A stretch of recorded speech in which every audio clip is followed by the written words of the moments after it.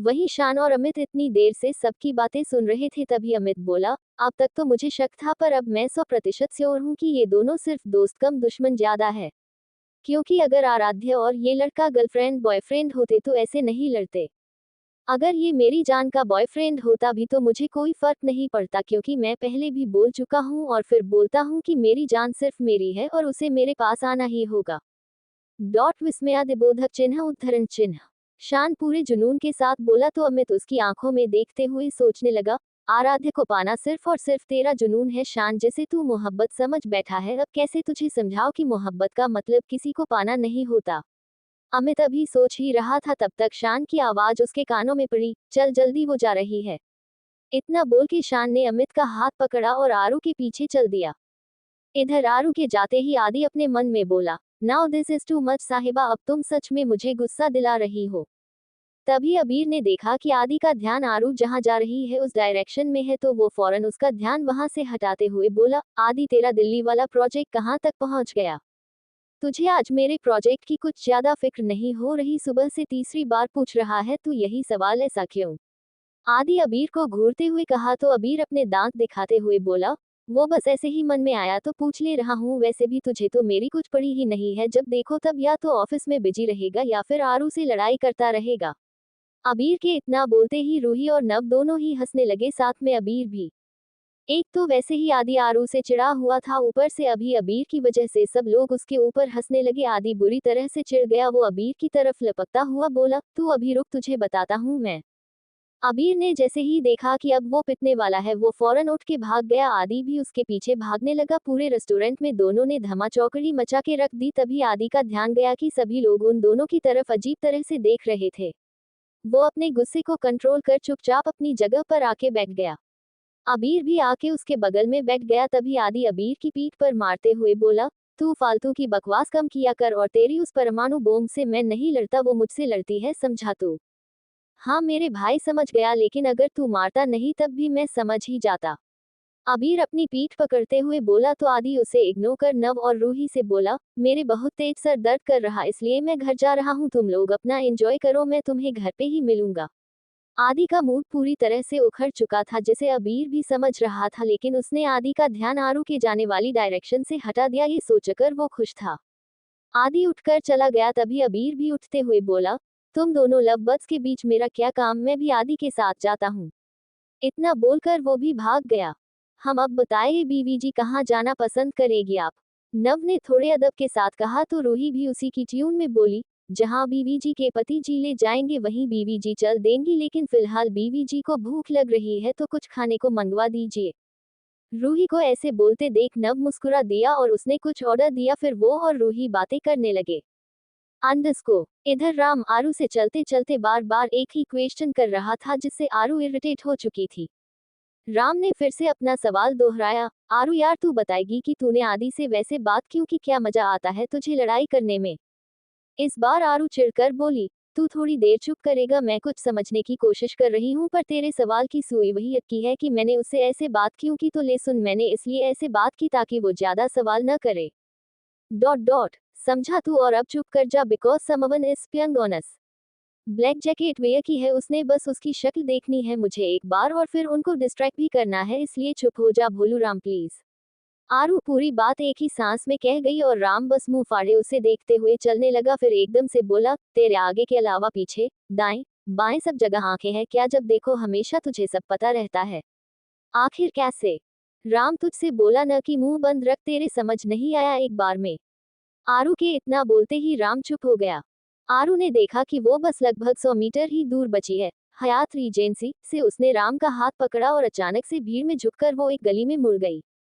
Dot dot. शान और अमित जो आरू के पीछे थे उन्हें कुछ समझ ही नहीं आया। तभी शान भागकर उस जगह पर आया, फिर इधर उधर नजर घुमाते हुए बोला, आखिर किधर गई? अभी तो यहीं पर थी। प्रश्नवाचक चिन्ह उद्धरण चिन्ह। तभी अमित आके उसके कंधे पे हाथ रखते हुए बोला, अबे तुझे उसका बॉडीगार्ड बनना है क्या, जो हर पल उसके पीछे लगा है? तुझे जो बात जाननी थी वो जान गया, और वैसे भी यार वो अपने फ्रेंड्स के साथ घूमने आई है, और उसका वो भाई और वो दूसरी सूट वाली लड़की जो शायद भाभी है उसकी। डॉट डॉट उन सब के पास तो लौट कर जाएगी ही, चल हम भी उधर ही चलते हैं, शायद वो लोग हो वहाँ पे अभी भी तो हमें वो मिल जाएगी, और वैसे भी भूख लग रही है यार बहुत जोर से, 2 बजने वाले हैं, सुबह से कुछ नहीं खाया, तुझे अपना ख्याल ना हो तो कोई बात नहीं, लेकिन मेरे भाई मेरा पेट इश्क से नहीं भरेगा, खाने से भरेगा, प्लीज चल यार वरना मर जाऊंगा मैं भूख से ही। ओके फाइन चल चलते हैं, और ये फालतू की बकवास तू मेरे सामने नहीं करा करे तो बेहतर है। इतना बोल के शान ने अपने कदम बढ़ा दिए। राम शान का चेहरा देखने की कोशिश कर रहा था पर उसका चेहरा देख नहीं पा रहा था क्योंकि शान उसकी अपोजिट साइड फेस करके खड़ा था और अमित का भी चेहरा क्लियर नहीं दिख रहा था। यार ये दोनों का चेहरा तो दिख ही नहीं रहा है, क्या करें। इतना बोलते हुए जैसे ही राम ने आरू की तरफ देखा तो वो अपनी जगह से नदारद थी। राम ने इधर उधर देखा तो पाया कि आरू किसी के पीछे जा रही है। अब ये कहाँ जा रही है। इतना बोलते हुए राम आरू की तरफ को भागा। आरू बड़े गौर से देखते हुए किसी के पीछे चलती जा रही थी। राम भी आरू के पीछे था पर वो उससे दूर था और वो आरू को आवाज भी नहीं लगा रहा था क्योंकि उनकी ट्रेनिंग के दौरान उन्हें बताया गया था कि अगर तुम्हारा साथी चुपचाप किसी के पीछे जा रहा है या कुछ भी कर रहा है तो तुम भी बस अपने साथी की सुरक्षा के लिए उसके पीछे जा सकते हो पर उसके किसी भी फैसले पर कोई हरकत कर उसका प्लान नहीं बिगाड़ सकते। चलते चलते आरू एक शांत सी जगह पर आ गई। वहां पर वो शख्स कुछ लोगों से बात कर रहा था। देखने में वो लोग वहां के लोकल गुंडे टाइप्स लग रहे थे। आरू उनकी तरफ जा ही रही थी तभी किसी ने उसका हाथ पकड़ के एक तरफ को खींच लिया। ऐसे खींचे जाने से आरू का पैर वहां पर खड़े एक डस्टबिन पे लगा और वो डस्टबिन गिर गया। किसी चीज के गिरने की आवाज सुनकर वहां खड़े सब लोग उस ओर देखने लगे। तभी उनमें से एक जो शायद उनका लीडर था वो बोला, go and check who is there. वो लोग उस तरफ बढ़ गए।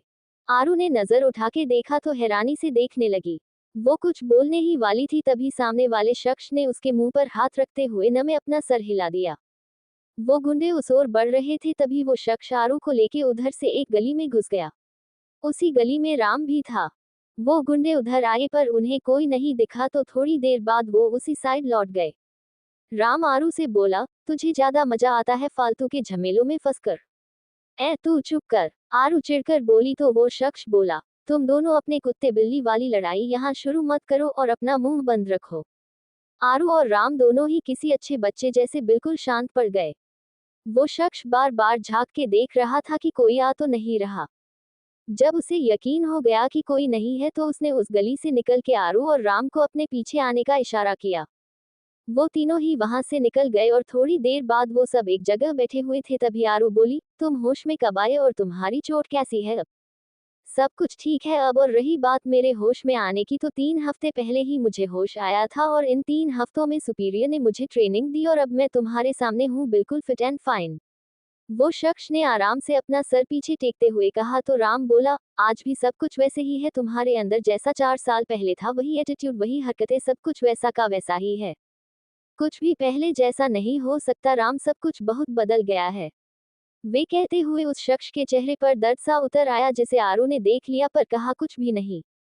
सब कुछ बदल गया है मतलब। राम ने सवाल किया तो आरू बोली, तू रहने दे राम, तुझे अभी भी समझ नहीं आया, सब कुछ तो बदल गया है। डे टाइम सिचुएशन देख, कहाँ हम इंडिया में थे और अब सिडनी में है, इसका यही मतलब है सब कुछ बदल जाने से। उस शख्स ने आरू की तरफ देखा फिर मुस्कुरा दिया। ओ अच्छा ऐसा है क्या। राम ने कहा। फिर राम अपनी घड़ी में देखते हुए बोला, हयात रीजेंसी में और हमने अभी तक रूम बुक नहीं किया है, चलो हमें जल्दी ही करना पड़ेगा वरना कल सब कुछ कैसे होगा। कल कुछ भी नहीं होगा। वो शख्स बोला फिर आरू की तरफ देखकर मुस्कुरा दिया जो पहले ही मुस्कुरा रही थी। तुम पागल हो गए हो, सुपीरियर ने ट्रेनिंग के दौरान शॉक ट्रीटमेंट दिया था क्या जो तुम्हारा दिमागी संतुलन हिल गया है। राम ने अजीब तरह से मुंह बनाते हुए कहा तो आरू बोली, तू चुप कर, वो सही कह रहा है। क्या सही कह रहा है, तू तो लेगी ही इसकी साइड, वैसे भी मेरी बात मानती कब है तू। राम ने मुंह बनाते हुए कहा तो इस बार वो शख्स बोला, ऑफ कोर्स लेगी क्योंकि रुद्राक्ष सिंह कभी गलत नहीं होता। रूथ प्लीज अपनी तारीफ करना बंद करो और इसे सब समझा दो, तब तक मैं सुपीरियर से बात कर लेती हूँ। आरू के इतना बोलते ही आरू के कानों में एक आवाज पड़ी, उसकी कोई जरूरत नहीं है। आरू ने मुड़कर देखा फिर एकदम से खुश होकर उस आवाज वाले इंसान के गले लगते हुए बोली, कैसे हो आप। मैं ठीक हूँ बेटा, लेकिन आज तुम ठीक करने नहीं जा रही थी। अगर सही समय पर रुद्र तुम्हें उस जगह जाने से नहीं रोकता तो हमारे मिशन पर खतरा आ सकता था। मुझे पता है कि तुम बहुत अच्छे से सब संभाल सकती हो सब, लेकिन फिर अभी फालतू में रिस्क लेने की कोई जरूरत नहीं है। वो थोड़ी नाराजगी से बोले। सॉरी सुपीरियर, आरू सर झुका के बोली तो सुपीरियर उसके माथे को हल्के से चूमते हुए बोले, ये बात मैं सुपीरियर होने के नाते नहीं तुम्हारे मामा होने के हक से बोल रहा हूँ। दीदी और जीजा जी की अमानत हो तुम, जितना जरूरी देश है मेरे लिए उतनी ही जरूरी तुम भी हो आरू। आगे से ऐसा नहीं होगा सुपीरियर। आरू हल्के से मुस्कुराकर लेकिन नम आंखों से बोली, अभी भी सुपीरियर ही बोलोगी, मामा नहीं कहोगी। सुपीरियर आरू को कंधों से पकड़ के बोले तो आरू बोली, क्या करूँ आदत पड़ गई है। यश अंकल हम भी लाइन में खड़े तो हम पे भी ध्यान दे लीजिए। रुद्र आगे की तरफ बढ़ते हुए बोला, रुद्र मुझे पता है कि तुम हो और इसी बात की तो चिंता है। यश जी के इतना बोलते ही राम हंसने लगा और आरू भी वही रुद्र का मुंह बन गया। अच्छा अब बहुत हो गया मजाक, काम की बात करी जाए। यश जी वापस से अपने सुपीरियर वाले रोल में आते हुए बोले तो सब शांत पड़ गए। अच्छा अब बहुत हो गया मजाक, काम की बात करी जाए। यश जी वापस से अपने सुपीरियर वाले रोल में आते हुए बोले तो सब शांत पड़ गए। एल तो जैसा कि आप सबको बता दिया होगा, रुद्र ने की जो डील कल होने वाली थी वो अब कल नहीं होगी, उसे थोड़ा लेट कर दिया गया है। अब ऐसा क्यों किया गया है ये तो हमें नहीं पता, लेकिन वो लोग डील जल्द से जल्द करना चाहते थे, ऐसे में वो डील लेट कर रहे हैं। इसकी कोई वजह तो होगी, क्योंकि उन्हें अपने बायोकेमिकल वेपन्स डेवलप करने में कम से कम अभी 3 से 4 साल लगेंगे। ऐसे में ये मुल्टीपेरा वेपन्स और मिसाइल्स उन्हें चाहिए होंगे, बट वो इस डील को कंफर्म करने में लेट कर रहे हैं। बस यही बात मुझे समझ नहीं आ रही। विस्मयादिबोधक चिन्ह उद्धरण चिन्ह। यश जी ने अपनी चिंता जताते हुए कहा तो रुद्र बोला, अंकल उन लोगों ने डील पोस्टपोन की है। इसकी एक वजह ये भी हो सकती है कि सिंघानिया को इंडिया से सिडनी आने में कोई प्रॉब्लम हो रही हो, मेरा मतलब पिछले कुछ दिनों में उसका काफी इलीगल लॉस किया है रॉकेटियर्स ने, ऐसे में वो अपना हर एक कदम फूक फूक के रखेगा, तो हो सकता है इसलिए उसने डील को पोस्टपोन कर दिया हो। I think Rudra is right, वो सोचेगा कि हो सकता है अभी हम कुछ कर दे, लेकिन जब वो लेट करेगा तो हम कुछ नहीं कर पाएंगे, क्योंकि हमें लगेगा ऐसी कोई डील अब होगी ही नहीं, लेकिन उसे नहीं पता हम तो क्या ही सोचे बैठे हैं। वैसे एक रीजन और भी हो सकता है। आरू ने अपनी बात कही। क्या रीजन हो सकता है, रुद्र ने पूछा तो आरू यश जी की तरफ देखते हुए बोली, सुपीरियर वो डील करने वाला इंसान तो सिडनी में है ही, और सिंघानिया तो सिडनी आसानी से आ सकता है, पर वो इंसान नहीं जिसको हम लोग अपनी आंखों से देखना चाहते हैं, क्योंकि उसे कुछ न कुछ तो तिगड़म भिड़ानी पड़ेगी सिडनी आने के लिए। यू आर राइट, उसके लिए उसे काफी मुश्किल होगी, इसलिए उसे कुछ तो सोचना होगा। चलो जो होगा देखा जाएगा। मैंने अपना और रुद्र का रूम हयात रीजेंसी में ही लिया है, तो जैसा होगा तुम लोगों को अपडेट मिलती रहेगी। अभी फिलहाल तुम लोगों को जाना चाहिए, क्योंकि काफी लेट हो गया है। नव तुम लोगों का वेट कर रहा होगा। यश जी ने सबकी तरफ देखते हुए कहा, एल जैसा आप कहे सुपीरियर, राम ने कहा, फिर आरू को देखकर बोला, चले आरू। आरू पहले यश जी से गले मिली, फिर रुद्र के गले लगकर धीरे से बोली, मुझे पल पल की डिटेल्स चाहिए, समझे तुम। टेंशन मत लो, मैं सुपीरियर का ध्यान रखूंगा। रूथ ने भी धीरे से कहा तो आरू मुस्कुरा के उससे अलग हुई, फिर राम के साथ चली गई। एल राम और आरू वापस से उसी रेस्टोरेंट में आ गए। फिर आरू ने नव को कॉल लगा के पूछा तो उसने बताया वो वहीं पास में ही है, 20 मिनट में पहुंच जाएगा। एल नव और रूही दोनों ही अगले 20 मिनट में रेस्टोरेंट पहुंच गए, और उनके पीछे पीछे शान भी वही अमित सबसे पीछे अपना बर्गर खाते हुए चल रहा था। एल आदि और अबीर कहाँ है, राम ने सवाल पूछा तो रूही बोली, वो भाई के सर दर्द हो रहा था इसलिए वो घर चले गए, और अबीर भाई भी उनके साथ ही चले गए। वहीं नव ने नोटिस किया कि आरू की नजरें उसके पीछे की तरफ है, जहां पे शान अपने मुंह के आगे मैगजीन लगाए बैठा था। आरू उठने को हुई तभी नव ने नीचे ही उसका हाथ पकड़ लिया। अच्छा चलो हम भी घर चलते हैं, क्योंकि शाम को क्लब भी जाना है, तो थोड़ी देर रेस्ट कर लेंगे, नव ने कहा। तभी आरू उसको देखने लगी तो उसने आंखों से ही बाहर चलने का इशारा किया। आरू मन मार के चुपचाप चल दी। एल फिर वो सभी वहां से चले गए तो शान ने मैगजीन नीचे रखी, फिर बोला, club not a bad idea, चल शान, फिर आज की रात तू भी क्लब जाएगा, और शान के साथ अमित भी। अचानक से शान के कानों में आवाज पड़ी, उसने पलट के देखा तो अमित बर्गर खाते हुए उसके पास आकर बैठ गया, फिर बोला, ओके मैं भी चलने वाला हूँ। यार तू मेरे पीछे क्यों लगा रहता है, चिपका हुआ है क्या मुझसे, शान ने झल्ला के कहा तो अमित बर्गर खाते हुए ही बोला, नहीं रे चिपका नहीं हूँ, बल्कि मैं तो तेरे अंदर का आलू हूँ। मेरे अंदर का आलू मतलब, शान ने कंफ्यूज होके सवाल पूछा तो अमित अपना बर्गर खत्म करता हुआ बोला, देख तू समोसा है और मैं तेरे अंदर का आलू, मेरे बिना तू अधूरा है, समझा, और वैसे भी जहाँ समोसे की मैदा होती है वहीं उसका आलू भी होता है, इसलिए मैं तेरे अंदर का आलू हूँ, अब समझ आया कुछ। वाह क्या बात है, बिल्कुल समझ में आ गया मुझे सब कुछ। क्या बढ़िया तरीके से समझाया तूने। तू एक काम क्यों नहीं करता, यहीं पर एक समोसे का ठेला लगा ले, बहुत बिकेंगे तेरे समोसे और आलू। क्लब जाके क्या करेगा तू। शान के इतना बोलते ही अमित ने मुंह बनाते हुए कहा, वो चाहे कुछ भी हो लेकिन मैं जाऊंगा तेरे साथ।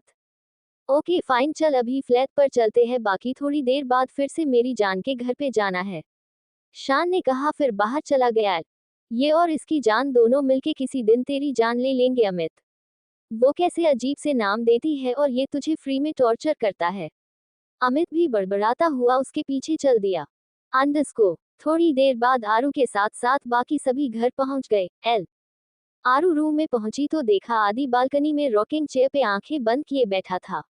आरू जाके सीधे आदि के सामने हाथ बंध के खड़ी हो गई। एल करीबन 5 मिनट हो गए आरू को खड़े खड़े, तो आदि बंद आंखों से ही झल्लाकर बोला, मुझे घूरना बंद करोगी तुम।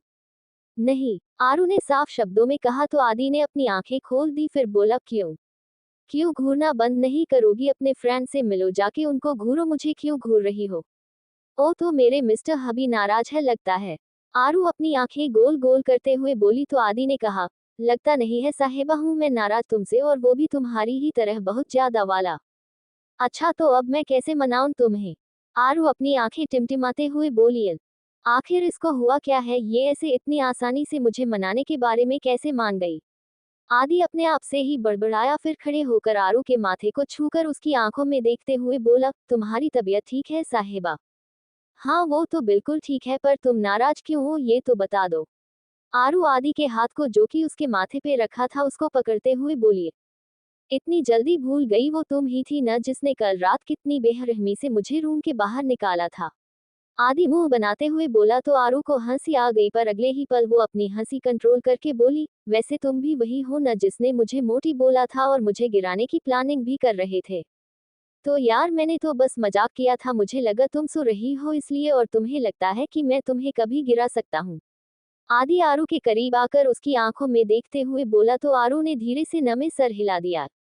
तो तुम मुझसे नाराज मत हो न प्लीज, मैं तुम्हें अपनी किट्टू का एक पीस दे दूंगी। आरू एकदम मासूम सा फेस बना के बोली, वॉट। आदि ने हैरानी से आरू को देखते हुए कहा और थोड़ा पीछे को हो गया। एल हाँ चाहे तो 2 पीस ले लेना, पर इससे ज्यादा नहीं दूंगी। आरू अपनी आंखों को छोटा करके आदि को घूरते हुए बोली, एल। आदि ने एक गहरी सांस ली, फिर अंदर रूम में जाते हुए बोला, फॉरगेट इट। मिस्टर हबी सुनो ना, आरू ने आदि के पीछे पीछे रूम में आते हुए कहा तो आदि पलटकर अपने हाथ बांधते हुए बोला, अभी भी कुछ सुनना बाकी है क्या। एक बात पूछनी थी तुमसे, बहुत जरूरी है, स्पेशली मेरे लिए तो बहुत जरूरी है। आरू ने आदि के हाथों को नीचे करते हुए कहा, आखिर क्या बात हो गई साहिबा, अचानक से इतना सीरियस साउंड क्यों करने लगी तुम। आदि आरू के कंधों को पकड़कर अपने करीब करते हुए बोला, कुछ नहीं, बस तुम इतना बताओ कि मैं तुम्हारे लिए क्या हूँ। आरू ने आदि की आंखों में देखते हुए कहा। आदि अपने हाथों को आरू के कंधों से ले जाकर उसका चेहरा अपने हाथों में भरते हुए बोला, तुम मेरे लिए क्या हो मैं खुद भी नहीं जानता साहिबा, लत लग चुकी है मुझे तुम्हारी, तुम सबसे खास हो, सबसे अलग फीलिंग आती है मुझे जब मैं तुम्हारे साथ होता हूँ। कुछ लफ्जों में बोलूँ तो तुम मेरी वो खुशी हो जो मैं किसी को भी न दूं। आरू एकटक आदि को देखने लगी, उसने आगे बढ़ के आदि के माथे को अपने होठों से छू लिया और एकदम से कसकर आदि के गले लग गई। एल आदि तो बेचारा सदमे में था, उसे समझ ही नहीं आया कि अभी अभी क्या हुआ, तभी आरू की आवाज से उसका ध्यान टूटा, तो कोई अपनी खुशी से गुस्सा कैसे हो सकता है मिस्टर हबी, इसलिए तुम मुझसे गुस्सा मत हो। आरू आदि के गले लगे हुए ही बोली। आदि कुछ नहीं बोला, वो तो बस अभी आरू को महसूस कर रहा था। तभी आरू वापस से बोली, बताओ ना, नहीं हो ना तुम मुझसे गुस्सा, आई प्रॉमिस मैं आगे से कभी ऐसे रूम से नहीं निकालूंगी तुम्हें। आरू ने अपना सर ऊपर की तरफ करके आदि को देखते हुए कहा। आदि कुछ नहीं बोला, पर तब से उसके जो हाथ हवा में थे उसने अब उन हाथों को आरू के इर्द गिर्द लपेट लिया। आरू आदि के जवाब का इंतजार कर रही थी, पर वो तो कुछ बोलने के मूड में था ही नहीं। 5 मिनट से ज्यादा हो चुके थे, आदि ऐसे ही आरू को अपनी बाहों में भरे चुपचाप से खड़ा था।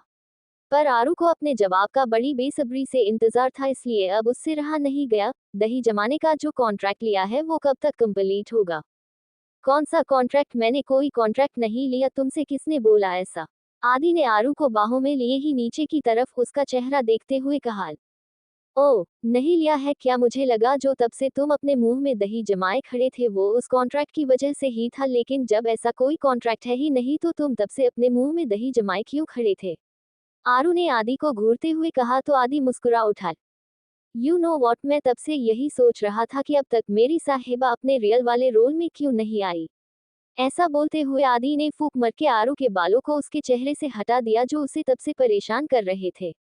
आरू की आंखें बंद हो गई। आदि मुस्कुरा उठा, फिर वो आरू के एकदम करीब आके उसके कान में धीरे से बोला, वैसे जब भी मैं तुम्हारे ज्यादा करीब आता हूँ तुम पूरी तरह से सिहर उठती हो। मुझे छूने से तुम्हारी सांसें बढ़ जाती है। तुम्हारी ये जो घनी घनी सी पलकें है वो झुक जाती है। तुम मुझसे नजरें नहीं मिला पाती, सही कह रहा हूँ ना मैं? हालात तुम्हारे भी ज्यादा अच्छे नहीं होते, हवा तो तुम्हारी भी टाइट हो जाती है मेरे ज्यादा करीब आने से। आरू भी धीमी सी आवाज में बोली तो आदि ने हल्का सा पीछे होकर उसकी आंखों में देखते हुए पूछा, मतलब ये वेन आई किस यू, तुम्हारे चेहरे का रंग बदल जाता है, गुलाबी हो उठते हो तुम। डॉट विस्मयादिबोधक चिन्ह उद्धरण चिन्ह। इतना बोल के आरू ने आदि के गाल पे किस कर दी, फिर बोली, अब तो नाराजगी दूर दूर तक नहीं होनी चाहिए और मैंने सच बोला था, चाहे तो अपना चेहरा देख लो मिरर में जाके। इतना बोलकर आरू ने खुद को आदि की पकड़ से छुड़ाया और वॉशरूम में भाग गई। आदि मुस्कुराते हुए मन ही मन बोला, इससे मैं नाराज भी नहीं रह पाता यार। वैसे आदित्य राठौर तुझ में इतना चेंज कैसे आ गया, मतलब कभी नहीं सोचा था कि मैं ऐसे कुछ बोलूंगा जैसे साहिबा से बोलता हूँ। But I like this change. Underscore. शाम को सब क्लब जाने के लिए रेडी होने लगे। डॉट। नव ने आज ब्लैक कलर की शर्ट के साथ व्हाइट जैकेट जिसकी चेन उसने खुली ही छोड़ी थी और ब्लू कलर की जीन्स पहनी थी। नव बड़ा ही डैशिंग सा लग रहा था। तभी रूही रेडी होकर वॉशरूम से बाहर आई। रूही ने व्हाइट कलर की ऑफ शोल्डर घुटनों से थोड़ी नीची एक ड्रेस पहनी थी जो उसपे बहुत प्यारी लग रही थी। उसने अपने बालों को कल करके खुला ही छोड़ा था और डार्क रेड लिपस्टिक लगाई थी, हल्का सा मक्यूप किया था। नव ने जब रूही को देखा तो बस एकटक उसे ही देखने लगा। तभी रूही उसके पास आई और बोली, कैसी लग रही हूँ? ये तो गलत बात है जान, ऐसे किसी के होश उड़ाने के बाद पूछेगी कि कैसी लग रही हूं तो बंदा क्या ही जवाब देगा यार। नव रूही को उसकी कमर से पकड़ के अपनी तरफ खींचते हुए बोला तो रूही मुस्कुरा दी, फिर बोली, मुझे तो तुम होश में ही लग रहे हो। अच्छा तो तू क्या चाहती है, मैं बेहोश होके गिर जाऊं? नव रूही के कान में गहराई सी आवाज में बोला तो रूही एकदम खामोश हो गई, उससे कुछ बोला ही नहीं गया। नव ने रूही के कान पे किस किया, फिर हल्का सा पीछे होके वो रूही के चेहरे के करीब अपना चेहरा ले गया तो रूही की आंखें अपने आप ही बंद हो गई। नव ने रूही के दोनों गालों पे किस की और फिर उसके होठों पर अपने होठ रख दिए। रूही की पकड़ नव की जैकेट पर कस गई, दोनों इसी एहसास में खो गए। नव के होंठ अब रूही के होठों से होते हुए उसकी गर्दन पे आ गए। तभी दोनों के कानों में अबीर की आवाज पड़ी जो बाहर खड़ा दरवाजा पीट रहा था। अरे यार नव, कब तक रेडी होंगे यार, जल्दी बाहर आओ, सब वेट कर रहे हैं। अबीर की आवाज सुनते ही रूही ने झट से नव को खुद से दूर किया और ड्रेसिंग टेबल की तरफ चली गई। नव का तो पूरा मूड ही ऑफ हो गया। तुम चलो मैं अभी आया। आदि आरू रेडी होकर आ गए। नव ने रूम के अंदर से ही पूछा तो अबीर बोला, मैं बस उन्हें ही बुलाने जा रहा हूँ, तुम भी रूही को लेकर आ जाओ। इतना बोल के अबीर वहां से चला गया। नव गेट बाहर जाने के लिए गेट खोलने ही वाला था, तब तक रूही ने आकर उसका हाथ पकड़ लिया। नव मुस्कुरा उठा, फिर रूही को देखकर बोला, आज क्लब जाने का प्लान कैंसिल कर दूं क्या? उन लोगों को जाने दो, हम इधर ही रुक जाते हैं। ज्यादा दिमाग मत चलाओ अपना, तुम्हारे लिपस्टिक लगी है उसे साफ कर लो। इतना बोल के रूही ने नव के हाथ में टिश्यू पेपर दिया और गेट खोलकर बाहर भाग गई। जब अबीर आदि को बुलाने पहुंचा तो आदि अकेला ही था। आरू सबसे पहले रेडी होकर बाहर चली गई थी। अबीर आदि को साथ लिए सबके बीच चला आया। थोड़ी देर बाद सभी आ गए आरू को छोड़कर, क्योंकि वो ऑलरेडी पहले से बाहर थी। आदि ने डार्क ब्लू शर्ट पहनी थी जिसकी स्लीव्स फोल्ड की हुई थी और उसके साथ ही डेनिम जीन्स कैरी की थी। एक हाथ में वॉच पहनी थी, बालों को हमेशा जैसे सेट किया था जिसमें से थोड़े बाल बिखर के उसके माथे पर आ रहे थे और सबसे खास उसकी वो नीले रंग की आंखें। आदि बड़ा ही क्यूट और स्मार्ट सा लग रहा था। राम ने पोलो टी शर्ट के साथ ट्राउजर पहना था और उसके साथ लोफर्स जो उसकी पर्सनैलिटी को एक गजब ही अट्रैक्शन दे रहे थे। अबीर ने प्लेन हेनली टी शर्ट के साथ डेनिम जीन्स और बूट्स पहने थे। अबीर ने अपने आधे बालों को ऊपर की तरफ को पोनी बांधी थी जिसकी वजह से वो बड़ा ही डैशिंग और कूल लग रहा था। सभी एक साथ बाहर आए तो देखा आरू कार के बोनट पर बैठी अपनी चॉकलेट खा रही है। एक पल को तो सबकी नजरें उस पर ठहर गई। आरू ने ब्लू कलर की क्रॉप टॉप पहना था जिसमें से उसकी कमर बाहर झांक रही थी, उसके साथ व्हाइट पलाजो पहना था। उसने अपने बालों को खुला ही छोड़ रखा था, हाथों में आदि का दिया हुआ ब्रेसलेट और वो एक एक लाल चूड़ी। डॉट डॉट आंखों में काजल लगाए बिना किसी मेकअप के ही आरू बेहद खूबसूरत लग रही थी। आदि तो बस एकटक आरू को देख रहा था, उसका मन कर रहा था कि अभी आरू को जाके अपनी बाहों में भर ले। जब आरू ने सबको अपनी तरफ देखते हुए पाया तो बोनट से नीचे कूदकर गाड़ी में बैठती हुई बोली, मुझे टुकुर टुकुर देखना बंद करो और चलो जल्दी। आरू की कार में बैठते ही बाकी सब भी जल्दी से कार में आ गए। करीबन 8 बजे सब लोग डार्लिंग हार्बर के कार्गो बार नाइट क्लब के लिए निकल गए। वो सब 6 सीटर कार में थे। अबीर ड्राइव कर रहा था और राम उसके बगल में बैठा था, वहीं नव रूही बीच में बैठे थे और सबसे पीछे आदि आरू बैठे थे। आदि बार बार मुस्कुराकर आरू को देख रहा था और आरू इस बात से चिढ़ रही थी। उसने जोर से अपना पैर आदि के पैर पे मारा और मुंह बनाकर बाहर देखने लगी। वहीं आदि को कहाँ अपनी हरकतों से बाज आना था, वो अपना पैर पंचर करवाने के बाद भी हल्की सी मुस्कान के साथ एकटक आरू को देख रहा था। लगभग 9 बजे तक सभी लोग क्लब के अंदर पहुंच गए। अंदर क्लब में सब अपने में ही मगन थे, वहां सब लोग एकदम खुलकर एंजॉय कर रहे थे। बेस्ट पार्ट ये था कि यहाँ पर आरू भी सिर्फ एंजॉय करने आई थी, कोई प्लानिंग की वजह से नहीं। वो सभी लोग आकर बार साइड चले गए। वहां पहुंचकर अबीर वहां काउंटर पे खड़े वेटर से बोला, excuse me, 1 vodka 2 beer and. Abir अभी बोल ही रहा था तब तक आरू बोली, एंड 1 बोतल ऑफ पॉइजन। आरू के इतना कहते ही वो वेटर और अबीर के साथ साथ वहां पर जितने भी लोग थे सब हैरानी से आरू को देखने लगे। वहीं आदि तो अपने मन ही मन बोला, कहीं ये मेरे लिए तो जहर नहीं मांग रही, क्योंकि आज जानबूझकर इसको स्माइल करते हुए देख रहा था लेकिन मेरे पैर पे तो मार लिया, तो अब जहर की क्या जरूरत। वहीं आरू से 2 लोगों को छोड़ के पास में खड़े शान के कानों में जब जहर की बात पड़ी तो वो भी हैरानी से आरू को ही देख रहा था। तब तक अमित बोला, ये लड़की इतनी जहरीली है क्या कि ड्रिंक की जगह जहर पीती है। वैसे यार शान सही भी है, ये जब भी बोलती है जहर जैसी ही तो बातें करती है, मतलब किसी को जान से मारने के लिए इसकी बातें ही काफी है, जहर की जरूरत ही क्या है। डॉट विस्मयादिबोधक चिन्ह उद्धरण चिन्ह। अमित अभी बोल ही रहा था तब तक शान ने अपनी कोनी उसके पेट में दे मारी, जिससे वो वहीं पे अपना पेट पकड़ के झुक गया। तभी शान बोला, अब अगर तूने अपना मुंह बंद नहीं किया तो मैं जरूर तुझे जहर दे दूंगा, समझा तू, इसलिए चुपचाप खड़ा रह और एंजॉय कर, फालतू में दिमाग मत चला, समझा। आरू ये क्या बोल रही है, जहर का क्या करेगी तू। नव ने आरू को घूरते हुए कहा तो आरू बोली, जहर अबीर को पिलाने के लिए, क्योंकि अल्कोहल पी के तिल तिल मरने से अच्छा है मैं एक बार में ही इसे मार दूं, अच्छा आइडिया है न झम्पू दास। डॉट विस्मयादिबोधक चिन्ह उद्धरण चिन्ह। आरू अबीर को घूरते हुए बोली तो उसने मुंह बना लिया। तभी आरू नव और बाकी दोनों को घूरते हुए बोली, दादा आप सब बस सॉफ्ट ड्रिंक्स लोगे और अगर किसी ने भी अल्कोहल पिया और उसके बाद अपने होश गवाए तो उसको यहीं पर पटक के मैं रूही को लेके घर चली जाऊंगी और फिर आते रहना आप सब पैदल पैदल गिरते पड़ते हुए। To be continue.